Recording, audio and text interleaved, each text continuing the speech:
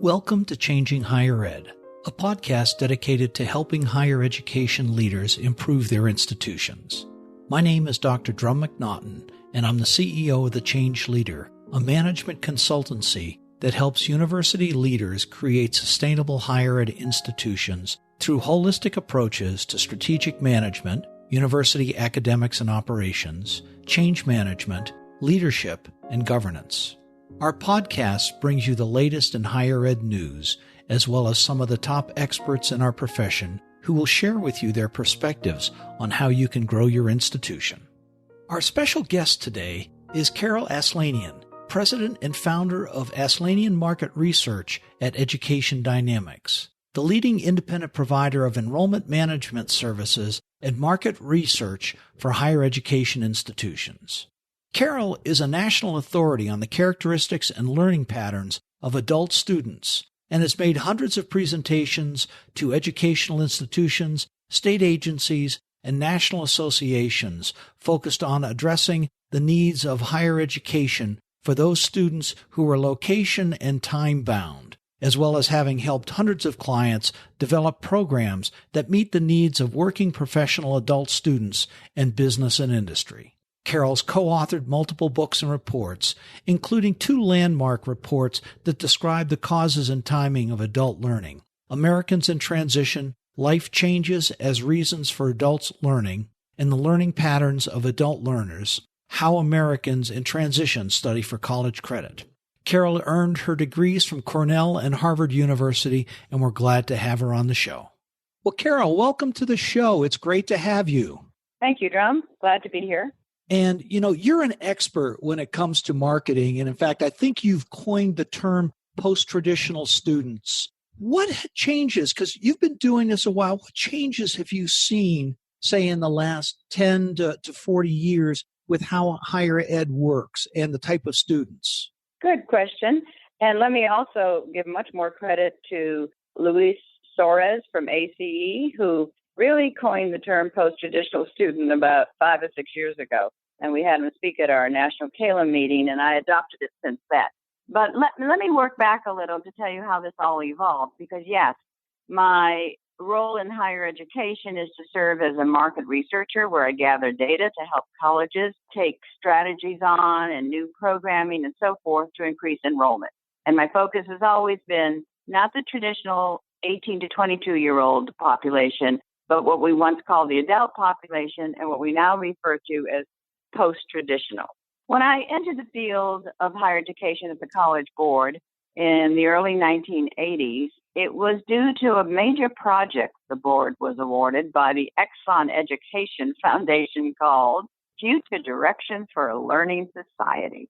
And that sounds like an old, tired term now, and it probably was not too old and tired at the time the College Board took it on because they were traditionally oriented, always looking at high school students going on to college.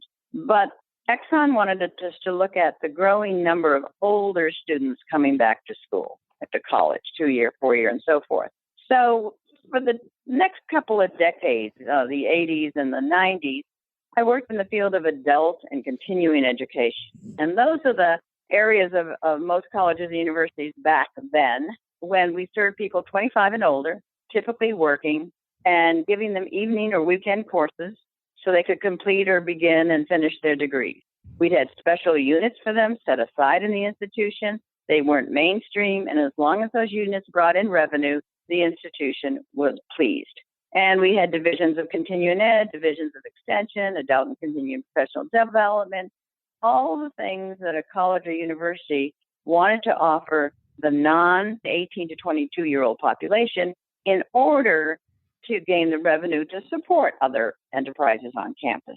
And that was my job for about 20 years in the 80s and 90s. And we did community market surveys, and we used to call them community market surveys, and talk to employers about their needs. And I would help advise colleges based on that market data of what to offer to grow this population. At the same time, in the late 80s and early 90s, in comes the University of Phoenix with online education.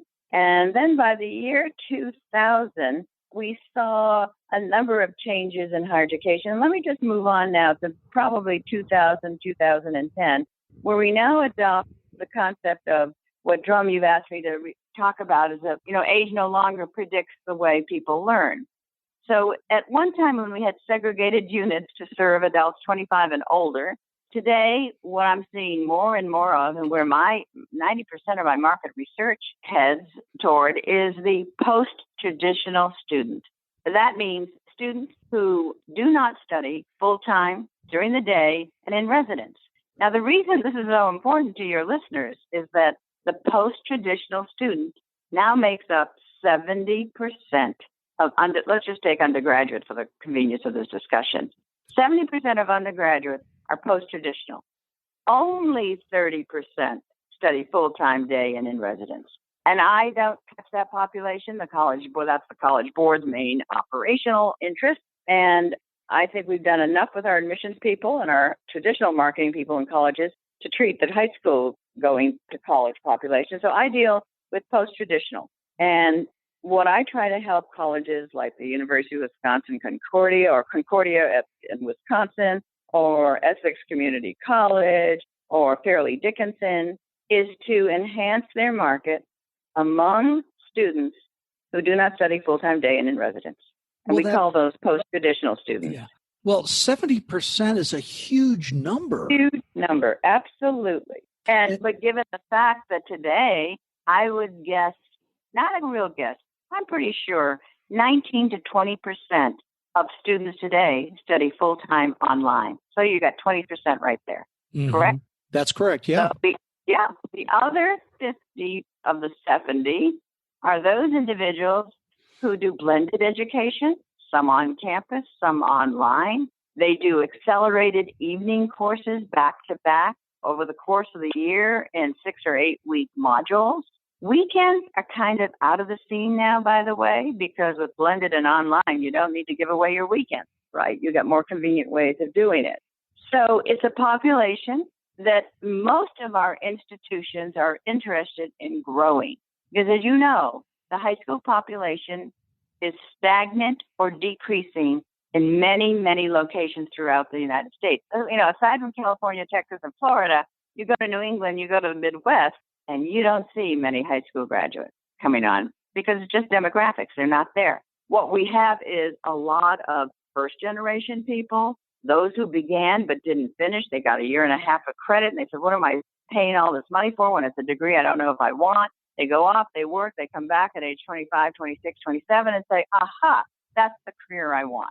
It has a lot to do with the demographic profiles in the nation, but it also has a lot to do with the economics and the wide variety we have in the backgrounds of individuals who need to finish or even begin their college education. They didn't have the chance the first time. Many people listening to me today are like I did it. I packed my bags, went off to college, stayed 4 years, and graduated in 4 years. That is less than 25% of the market.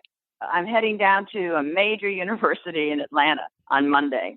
That university has extension sites, and it has programs really geared toward a traditional population, and it's looking at the market and saying, my God, we're sitting in a major, major city in the Southeast, and our competition may be doing much better with what Carol is talking about in this post-traditional. How do we track that population to our campus? Do the extension sites work? Are our divisions of continuing education doing all they can to track this population? So I'm going down there to do a market analysis of, let's say, 100, 150-mile radius of the institution. We're going to talk to prospective students and current students who are post-traditional, and that's our own survey methodology. We find those who have done it, not those who say who want to do it, so we work on the basis of demand. We'll study the competition. We'll talk to the faculty and administration about their viewpoint, and we'll come up with a set of recommendations of how this college can expand its market among that population at the undergraduate level who does not study full-time day and in residence. And there's a lot of opportunity because, believe me, they're far less than the 70% that I know exist in this region of the country. Well, it makes perfect sense when you start seeing the growth of online education.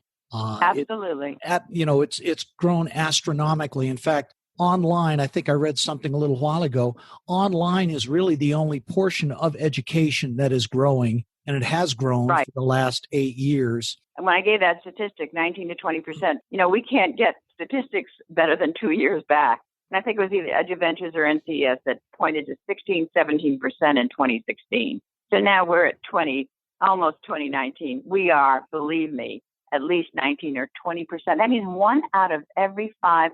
I'm really pinpointing undergraduates now. I can probably relate to graduate students as well, but let me just stick to undergraduates. Probably 1 out of every 5 undergraduates in this country studies fully online. There you go. Yeah. So then, therefore, for this institution I'll be working with, I need to find out what the market bears. What do individuals who have the characteristics of post-traditional students in the greater, probably Atlanta area, what do they want? How do they want it? In what format, what schedule, and what marketing channels reach out to them? And what is the competition you're trying to beat? So marketing becomes quite vital. And the best thing I can say about marketing in my years of experience serving 300 colleges is that most institutions don't spend what it takes to bring this population in. And that's another thing I'll look at with this institution starting on Monday is what do they devote to bringing in new students? And we know what we're doing with our traditional population. We're giving incredible discounts. Many of the institutions that I work with in the post-traditional market are giving 30, 40, 50% discounts to 18-year-olds. That's a lot of money. Why not divert some of that to the population that makes up 70% of the pool?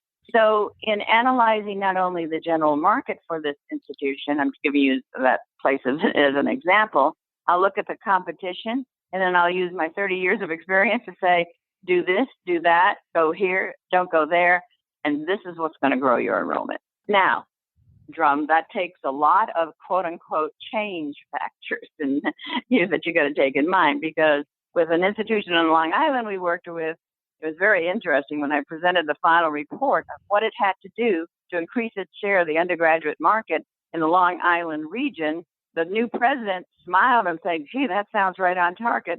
But whose face was down on the ground? The provost. Why? The provost is the one who has to work with the academics, the deans, and all the others who have to say, why do I need to make my courses 8 weeks? Why do I have to have this blended program? Why are we doing more business than we're doing medieval history? And all these things. And what this institution is now able to say is, let's look at the data. We got to survive. This is what the market bears. If we don't respond to it, well, there's nothing like growing smaller. What's wrong with growing smaller? You just got to pay the consequences. But if we want to grow, if we want to maintain enrollments, we've got to think of these changes. And change is not easy in most colleges and universities. No, it isn't. But when you see even the University of Pennsylvania transitioning to an online undergraduate, I mean, the first of the Ivies that have done it. That's amazing. Just amazing. And, that's right, because I was going to say, when I'm pointing to post-traditional, I'm not thinking of the highly selective Ivies and those institutions, but it may not be too long.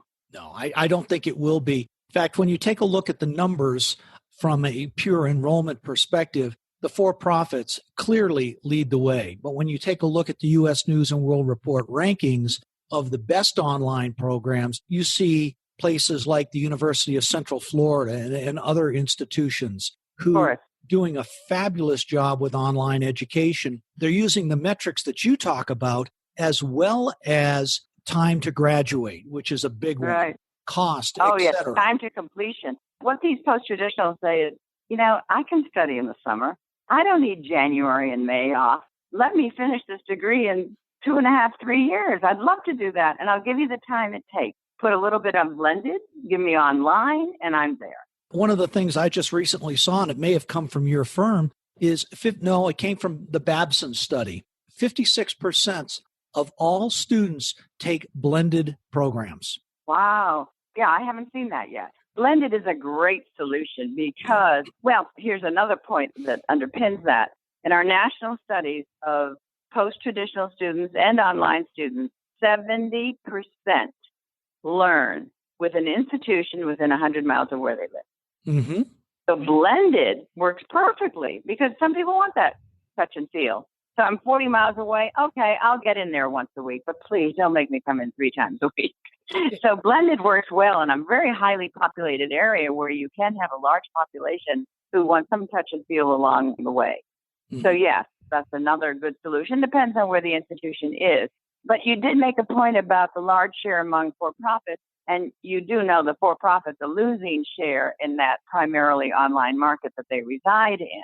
And that's because all your other institutions, the publics and the privates, 2-year and 4-year, are entering the marketplace. And the fact that most online learners and post-traditional learners prefer to learn with an institution within 100 miles, that makes some of your national for-profit brands less attractive.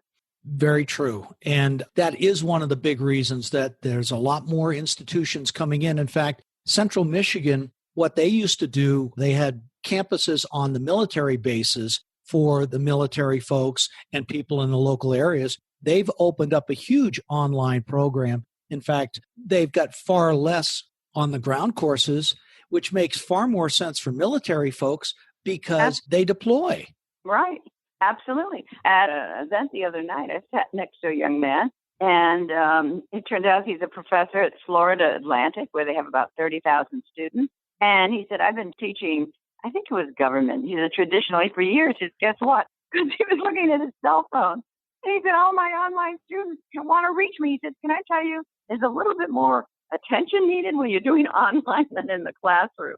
Because, through the assignments someone might have at 11 o'clock at night might say, hey, how do I do this or whatever. But he said he really enjoys it because it gives him more one-on-one with students than in a huge lecture room. It certainly does, but there's a lot of faculty resistance to online education. Well, first off, faculty don't like change anyway, and it's something that we all know. I've been a faculty member. I understand it. And I can say that because I have been a faculty member. They don't like change. They feel like this is the way that I learn. So why can't everybody else learn this way? That's why at our Calum conference that's coming up, one of the topics I've suggested is getting buy-in. Yes. How do you convince them that, do this or shrink?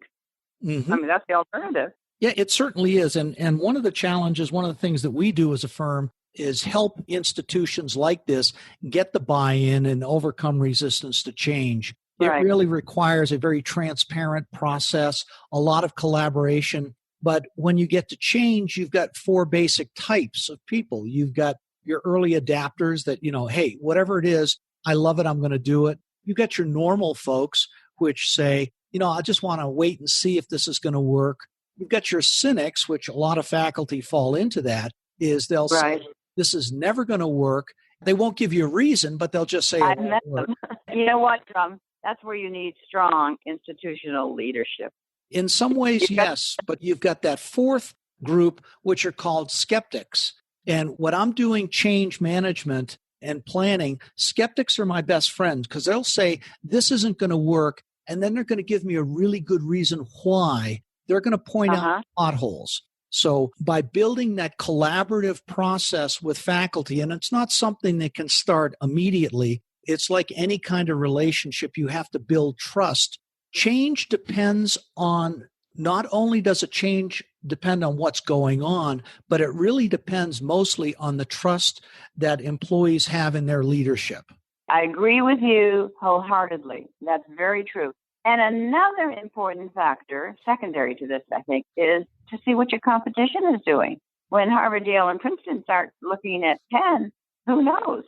In certificate programs, for example, that may be an easy inroad for many of the selective institutions to get into online because they do like an international audience. I remember a few years ago for an Ivy League institution where they had a human resources certificate program, 4 months, charging $8,000. And when we studied where we were getting most of our responses, it was from overseas. Mm-hmm. These are individuals who pay their own money because they don't have much tuition reimbursement over there. But they wanted from this prestigious Ivy League institution this 4 or 8 month HR certificate awarded by this institution, and they would pay, quote unquote, the $8,000 to get it. Of course, which brings me to an interesting question. One of the things that we're seeing out there is this badges versus certificates versus degrees. What are you seeing from a market research perspective? Right. The degree market is about 60%, and the certificate market goes from 18 to 20. And so therefore, we don't see a lot of buy-in for the badges and for this competency-based programs. yet. And we've been talking about them for a long time. In our surveys, they don't really surface probably to any degree noticeable. So I think they're farther and fewer between. Interesting, because a lot of folks are touting badges. I'm personally in your camp. I think certificates are a great thing. I don't think badges are going to take off. To me, it's almost like MOOCs. There are Right. some really good MOOCs out there, but people ask, where's the beef? Right. What's my return? Exactly. I think competency-based education is going to take off, especially in this, quote, new normal, where people are asking for, what am I going to get out of this? I want to cut down on the time. How can I use my prior learning? What it's got to have is a change of perspective from the Department of Education, because Western governors just got themselves in a lot of trouble. Whether they get out of it or not's another story, but they've got named by the Department of Education as a correspondence course instead of an actual academic institution. That's huge implications. Now, Western Governors is the poster child for CBE, and they do it really, really well. That's right. And, and I'd have to say, I see them when we do our surveys for individual colleges and we analyze the market like we'll do in the greater Atlanta area. Western Governors does come up. It is a visible international national institution. They're doing something right. So if you had three things that you were going to tell a university president that they need to consider as far as establishing programs, growing, et cetera, over the next 5 years, what would they be? I think one would be to pay more attention to the post-traditional marketplace.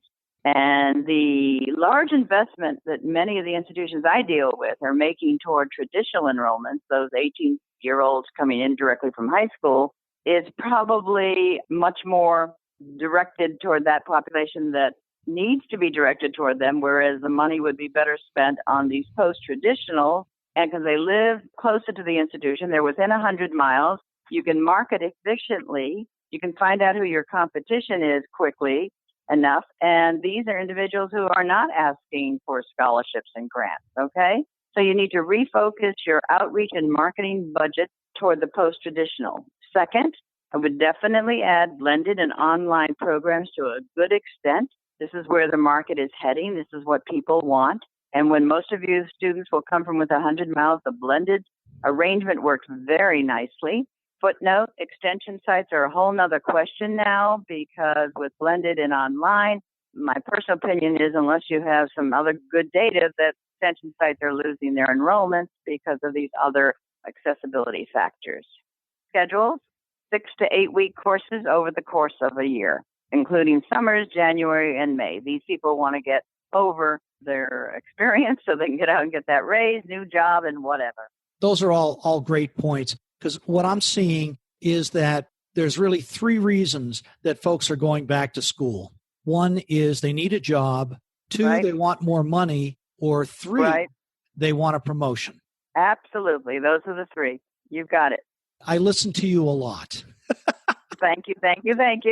Yes, and if people would go to our website, you'll see that we have some good reports most recently on the post-traditional undergraduate market and the post-traditional graduate market and the online market per se. So 3 new reports that you should download from our website. Right. And that website is www.educationdynamics.com.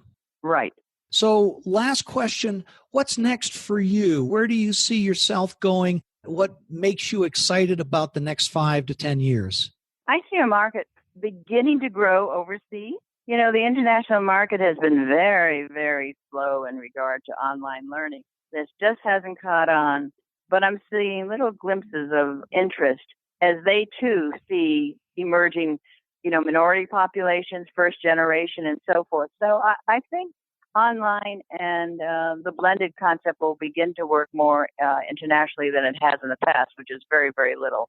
People tend to come to the United States for those efforts. Mm-hmm.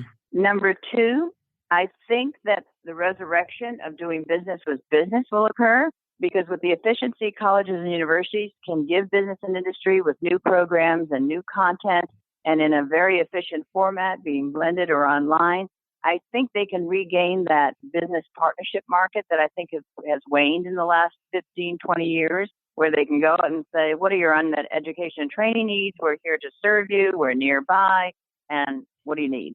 Yeah, I see that being huge opportunities, especially when you see organizations like Amazon being one of them, but really Starbucks, who are saying, we want everybody to go to college and we'll pay for it. Yeah, I agree very much. I think we're going to see a lot more mergers taking place, and I don't know what that means for me. But, North Central University, a for-profit institution at the graduate level, just became part of National University, a not-for-profit in San Diego. The Purdue University and Kaplan arrangement. Yep. I think we'll see some more of those. I think you're right. And of course, Strayer acquiring Capella, that was another huge one. Right. So. That's exactly. They do better together than apart these days. Yeah. In fact, I'm going to have on the show in a few weeks one of the chairs of one of those universities that you just mentioned to talk about mergers and acquisitions in higher ed. Oh, good. Yeah, I think that's going to be a big topic. Carol, I want to thank you very much for being a guest on the show. It's been great information, and I look forward to our continued association. Good, I do too. Thank you, John. Thanks for listening this week, and a special thank you to this week's special guest, Carol Aslanian, President of Aslanian Market Research of Education Dynamics. Thanks, Carol. Always a pleasure. Our next guest is Deborah Maui, a marketing and branding expert for higher ed. Deb has led several highly successful marketing initiatives in highly complex organizations in consumer packaged goods, higher ed, and agency settings. And she'll be talking with us about the importance of positioning and brand promise and what to look for if your enrollment is declining. If you like this podcast, please take a minute to subscribe to the show. And if you're listening on the Apple Podcast app, would you please take a moment to give us a rating and review? You can find out more information and show notes at changinghighered.com. And if you have guests and or other topics you'd like to hear about, please email us at podcast@changinghighered.com to let us know. Remember, creating sustainable higher ed institutions requires three things: taking a holistic view of your institution, aligning strategies, structures, and processes, and ensuring stakeholders are attuned to where you're going. Without any of those three things, you won't get your institution where you want it to go. Until next time.